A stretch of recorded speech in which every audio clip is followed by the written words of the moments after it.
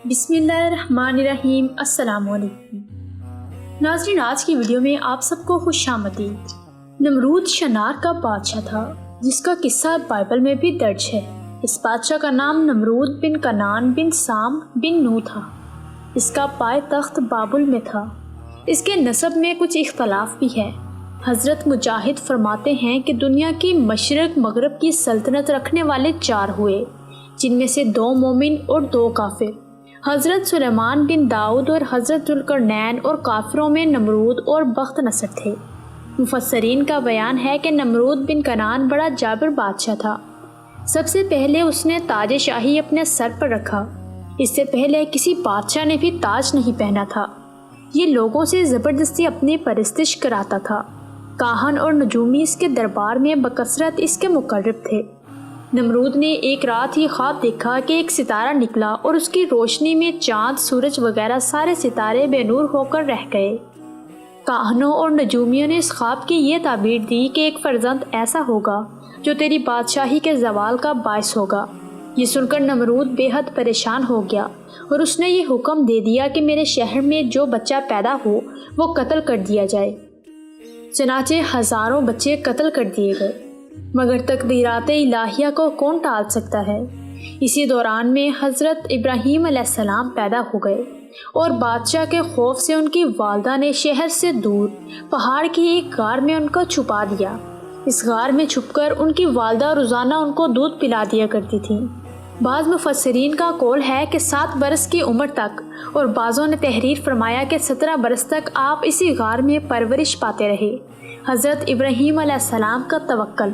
रिवायत है कि जब नमरूद ने अपनी सारी कौम के रूबरू हज़रत इब्राहीम अलैहिस्सलाम को आग में फेंक दिया तो ज़मीन व आसमान की तमाम मखलूक़ात चीख मार मार कर बारगाह खुदावंदी में अर्ज़ करने लगी कि ए परवरदिगार, तेरे खलील आग में डाले जा रहे हैं। उनके सिवा ज़मीन में कोई और इंसान तेरी तौहीद का अलम बरदार और तेरा परस्तार नहीं, लिहाजा तो हमें इजाज़त दे कि हम उनकी इमदाद और नुसरत करें। तो अल्लाह तबारक व तआला ने फरमाया कि इब्राहीम मेरे खलील हैं और मैं उनका माबूद हूँ। तो अगर हज़रत इब्राहीम अलैहिस्सलाम तुम सभी से फ़रियाद करके मदद तलब करें तो मेरी इजाज़त है कि सब उनकी मदद करो, और अगर वो मेरे सिवा किसी और से कोई मदद तलब ना करें तो तुम सब सुन लो कि मैं उनका दोस्त और हामी मददगार हूँ। लिहाजा तुम अब उनका मामला मेरे ऊपर छोड़ दो। इसके बाद आपके पास पानी का फरिश्ता आया और कहा कि अगर आप फरमाएं तो मैं पानी बरसाकर इस आग को बुझा दूँ। फिर हवा का फरिश्ता हाजिर हुआ और उसने कहा कि अगर आपका हुक्म हो तो मैं ज़बरदस्त आंधी चलाकर इस आग को उड़ा दूँ। तो आपने इन दोनों फरिश्तों से फरमाया कि मुझे तुम लोगों की कोई ज़रूरत नहीं, मुझको मेरा अल्लाह ही काफ़ी है और वही मेरा बेहतरीन कारसाज है। वही जब चाहेगा और जिस तरह उसकी मर्ज़ी होगी मेरी मदद फरमाएगा। एक रिवायत में ये भी आया है कि जब काफिरों ने आपको आग में डाला तो आपने उस वक्त ये दुआ पढ़ी, ला इलाहा इल्ला अंता सुब्हानका लकल हम्दु व लकल मुल्कु ला शरीका लक।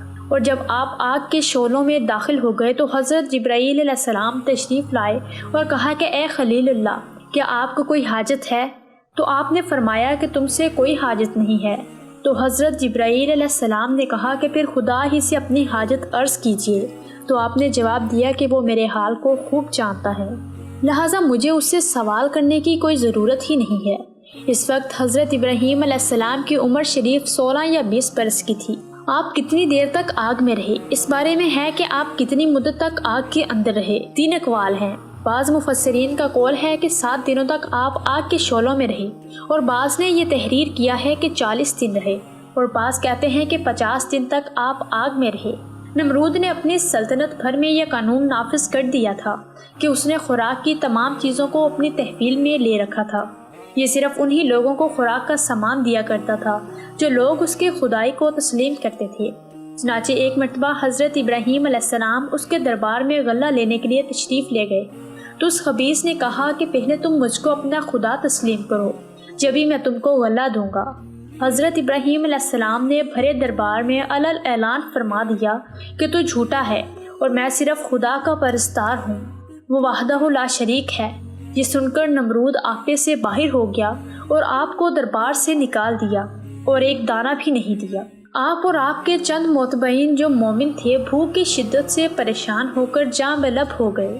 اس وقت آپ ایک تھیلا لے کر ایک ٹیلے کے پاس تشریف لے گئے اور تھیلے میں ریت بھر کر لائے اور خداوند قدوس سے دعا مانگی تو وہ ریت آٹا بن گئی اور آپ نے اس کو اپنے متبعین کو کھلایا اور خود بھی کھایا۔ پھر نمرود کی دشمنی اس حد تک بڑھ گئی کہ اس نے آپ کو آگ میں ڈال دیا، مگر وہ آگ آپ پر گلزار بن گئی اور آپ سلامتی کے ساتھ اس آگ سے باہر نکل آئے اور اعلان نمرود کو جھوٹا کہہ کر خدائے وحدہ لا شریک کی توحید کا چرچا کرنے لگے۔ نمرود نے آپ کا کلمہ حق سے تنگ آ کر ایک دن آپ کو اپنے دربار میں بلایا اور حسب ذیل مکالمہ بصورت مناظرہ شروع کر دیا۔ نمرود نے پوچھا، اے ابراہیم، بتاؤ تمہارا رب کون ہے جس کی عبادت کی تم لوگوں کو دعوت دے رہے ہو؟ حضرت ابراہیم علیہ السلام نے جواب دیا، اے نمرود، میرا رب وہی ہے جو لوگوں کو جلاتا اور مارتا ہے۔ نمرود نے کہا، یہ تو میں بھی کر سکتا ہوں۔ چنانچہ اس وقت اس نے 2 قیدیوں کو جیل خانہ سے دربار میں بلوایا اور ایک کو موت کی سزا ہو چکی تھی اور دوسرا رہا ہو چکا تھا۔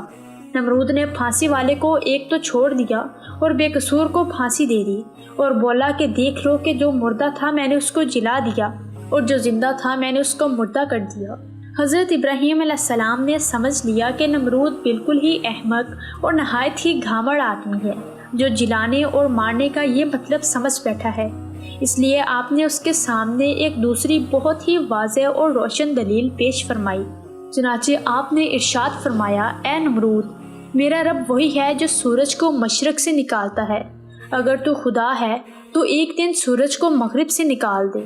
حضرت ابراہیم علیہ السلام کی یہ دلیل سن کر نمرود حیران رہ گیا اور کچھ بھی نہ بول سکا۔ اس طرح یہ مناظرہ ختم ہو گیا اور حضرت ابراہیم علیہ السلام اس مناظرے میں فتح یاب ہو گئے اور دربار سے باہر تشریف لے آئے اور توحید الہی کا واضح اعلان فرمانا شروع کر دیا۔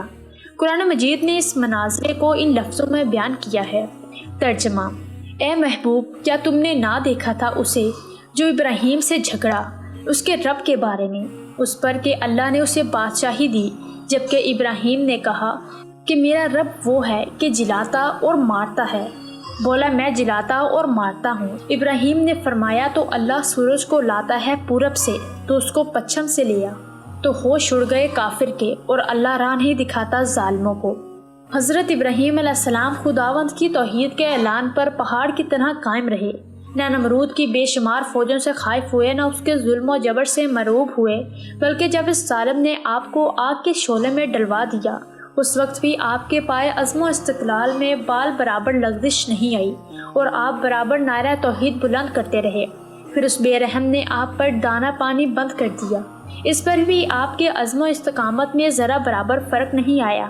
پھر اس نے آپ کو مناظرے کا چیلنج دیا اور دربار شاہی میں طلب کیا تاکہ شاہی روب و داب دکھا کر آپ علیہ السلام کو مغلوب کر دے، لیکن آپ نے بالکل بے خوف ہو کر مناظرے کا چیلنج قبول فرما لیا اور دربار شاہی میں پہنچ کر ایسی مضبوط اور دندانے شکن دلیل پیش فرمائی کہ نمرود کے ہوش اڑ گئے اور وہ ہکا بکا ہو کر لاجواب اور خاموش ہو گیا اور بھرے دربار میں اس کلمہ حق کی تجلی ہو گئی کہ حق آ گیا اور باطل مٹ گیا، بے شک باطل ہی کو مٹنا ہے، بے شک باطل کو ہی مٹنا تھا۔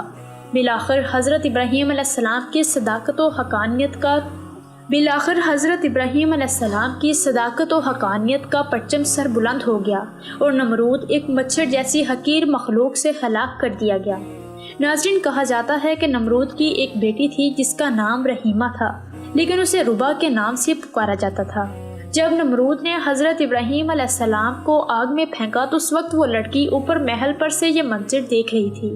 جب ابراہیم علیہ السلام کو آگ میں نماز ادا کرتے ہوئے دیکھا اور آپ علیہ السلام کے ارد گرد بہت سے گلاب کے پودوں اور پانی اور درختوں کو دیکھا جن پر پرندے چہچہا رہے تھے، اور دل میں کہنے لگی کہ میرا باپ تو کچھ بھی نہیں ہے، قدرت، عزت اور بادشاہی تو اللہ رب العالمین کی ہے جو ابراہیم علیہ السلام کا رب ہے، میرا والد تو جھوٹا اور عاجز ہے، آدمی کو ہلاک کرنے پر بھی قادر نہیں۔ وہ یہ سوچتی ہوئی اکیلی ہی اپنے محل سے نکلی اور اس کے قریب آ گئی۔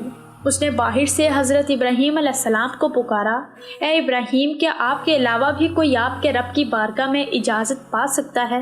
آپ نے فرمایا، ہاں، وہ شخص جس کا دل میرے رب کے لیے خالص ہو، تو آگ میں اس کا حال بھی اسی طرح ہوگا جس طرح سے میرا حال ہے۔ اس نے کہا کہ میں چاہتی ہوں کہ تمہارے رب کے ساتھ صلح کر لوں۔ آپ نے فرمایا تو پھر آگ میں داخل ہو جاؤ۔ اس نے آگ میں داخل ہونا چاہا تو ڈر گئی۔ آپ نے فرمایا ڈرو مت۔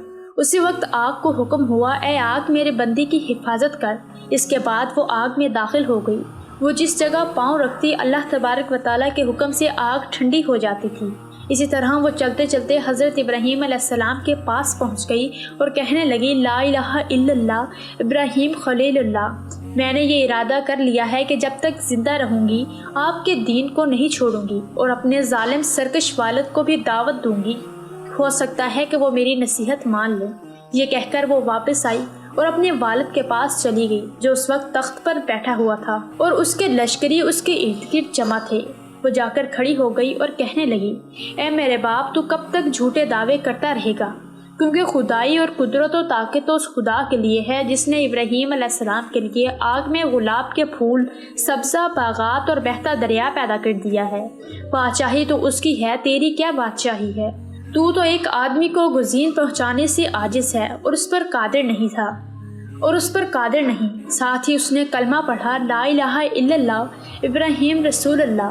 اس کا لعنتی باپ یہ بات سن کر غصے میں آ گیا اور اسے کہنے لگا اپنے دین سے پھر جا، اپنی جان پر ظلم نہ کرو ورنہ میں تجھے ایسی سزا دوں گا کہ دنیا والے اس سے عبرت حاصل کریں گے۔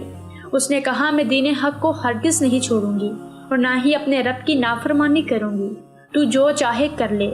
اس نے یہ سن کر اپنے کارندوں کو حکم دیا تو انہوں نے اس کے کپڑے اتار دیے اور اسے پیٹنا شروع کر دیا، لیکن وہ اپنے دین سے نہ پھری۔